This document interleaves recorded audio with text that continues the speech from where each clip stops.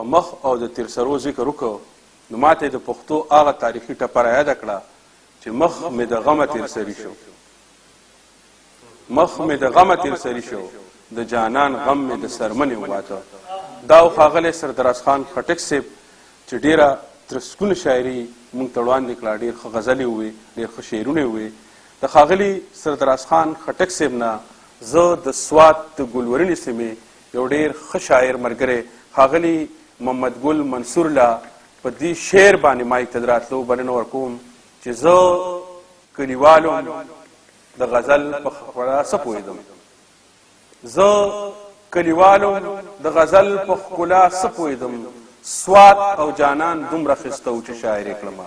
په دې شعر باندې خپل ډېر خوږ ملګري محمد ګل منصور له چې ډېر ښه شاعر دی هغه ته مایک ته د راتلو بلنه ورکوم چې راشي او موږ په خپل کلام باندې ومنځي. ښاغلی محمد ګل منصور.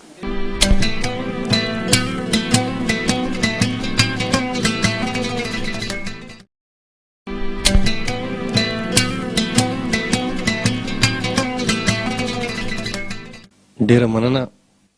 خپله قصه کوه، زما د حال پوښتنه مه کړه، هېڅ به وانه ورې زما اوښکې را بهیږي ګینې. او دا ستړی نه یم چې مې ډډه دوالې ورته، دا ستړی نه یم چې مې ډډه دوالې ورته، ما دا دیوال پې را ټینګ کړی دی غورځېږي ګینې. مننه. او په دې خبره مې اوس ښه یقین پوخ شوی دی چې په دې خبره مې اوس ښه یقین پوخ شوی دی چې ژوند به د ژوند د کړاوونو نه زده کړو مونږه، او واپس یوسې چیني مې ته ور ورسوو، واپس یوسې چیني مې ته ور ورسوو، څه به د سوال د کتابونو نه زده کړو مونږه. او زمونږ د مینې په دنیا کې ځای بیا نه موندو، دنیا که هر څو فریبونو او دوکو ونیوه. نه یې ویل چې به مې تا ته خیرې وکړې چېرته، بیا یې په وړاندې څه ویل خو بس سلګو ونیوه. مننه. او زه د خپل یار په سر په اسم قسم نشم خوړی، زه د خپل یار په سر په اسم قسم نشم خوړی، خو زه د یار په مینه خپل یار ته قسم خوړی شم. هغې چې لاس په شونډو کېښودو نو ما وویل دا دې هم ښه وکړو، ادم یمه غنم خوړی شم. مننه. او د دوران غشي دومره تیز شو چې یو څیز نه پرېږدي، د دوران غشي دومره تیز شو چې یو څیز نه پرېږدي، اوس ګودر هم ولي یوازې منګي هم نه ولي. او زړه خو به یخ شو د مجنون که به یې وینه لاړه، زړه خو به یخ شو د مجنون که به یې وینه لاړه، اوس خو په کاڼو باندې څوک لیوني هم نه ولي. مننه.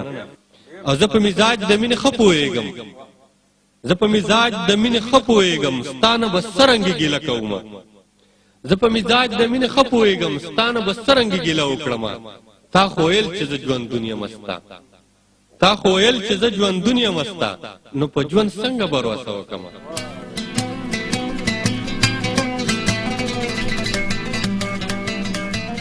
دا یو غزل وړاندې کوم.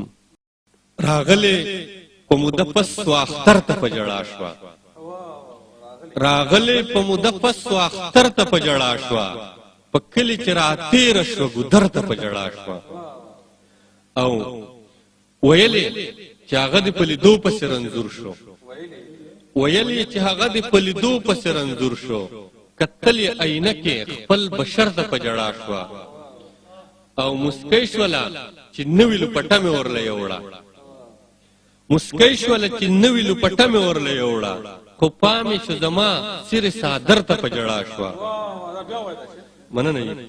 مسکی شوله چې نوې لوپټه مې ورله یوړه، خو پامې شو زما سرې څادر ته په ژړا شوه. او هغه به څنګه روغ پاتې کېده د دې نه وروستو، افتابه هغه به څنګه روغ پاتې کېده د دې نه وروستو، هغې اډو سوچ ونه کړو دلبر ته په ژړا شوه. او غصه وه چې پخوا مې تېرېدله خو چې ولې، غصه وه چې پخوا مې تېرېدله خو چې ولې، دا څه وشو چې وکتل یې بېرته په ژړا شوه. ویلې چې تره لاړې هغه هم په رنځ اخته شوه، ویلې چې ته لاړې هغه هم په رنځ اخته شوه، د کلي یوه ترور یو مسافر ته په ژړا شوه.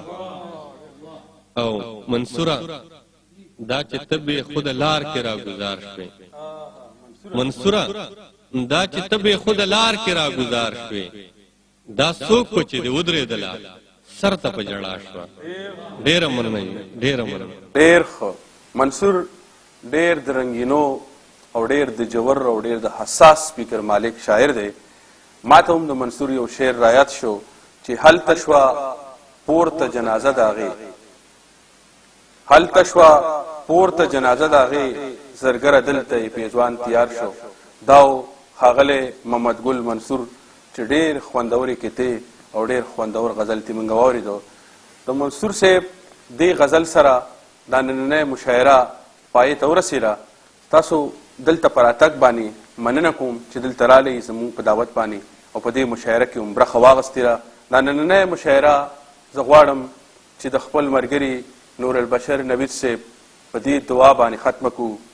ای خدایا زمونږ مینې د یو بل سره نږدې کا، ای خدایا زمونږ مینې د یو بل سره نږدې کا، دا اوچې کړاغ سترګې مو په خپلو کې خوږې کا، عادت مینې نه یو د رقیب په خیل خانه کې، عادت مینې نه یو د رقیب په خیل خانه کې، ای وخت مونږ ځپلو ته په ډکه خوله نارې کا، چې د یارې ته خاندلې د یارانو سره نشو، چې د یارې ته خاندلې د یارانو سره نشو، ای خدایا دا بلتون په دې کوڅو کې لیونی کا، ای خدایا زمونږ د ظلمو زړونو کې پښتونوالی را پیدا کا، ای خدایا زمونږ د ظلمو زړونو کې پښتونوالی را پیدا کا، ای خدایا زمونږ وینو کې سوروالی را پیدا کا، ای خدایا زمونږ د ظلمو زړونو کې پښتونوالی را پیدا کا،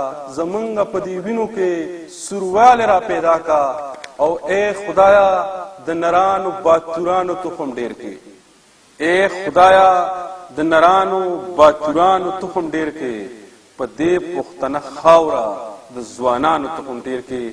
دا د بشر صاحب دعا چې الله دې قبوله منظوره کړي.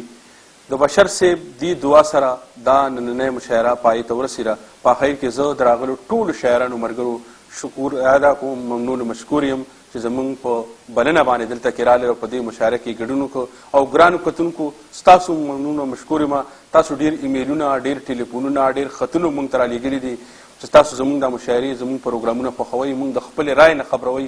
ستاسو د رایو په رڼا کې به مونږ خپل پروګرامونو په کې بدلون راولو، هغه به نور هم ښکلی کوو. ستاسو رایه زمونږ دپاره ډېره معتبره ده. ستاسو رایې مونږ همیشه د خپلې رایې نه خبروئ. مونږ ستاسو خطونو ته، ستاسو ټلیفونونو ته سترګې په لار باندې یو. زه نزار یوسفزی در بلې خپرونې پورې سره د ټول ټیمه د ټولو ملګرو د تاسو نه اجازت غواړم. په لوی الله م سپارم. د خدای په امان.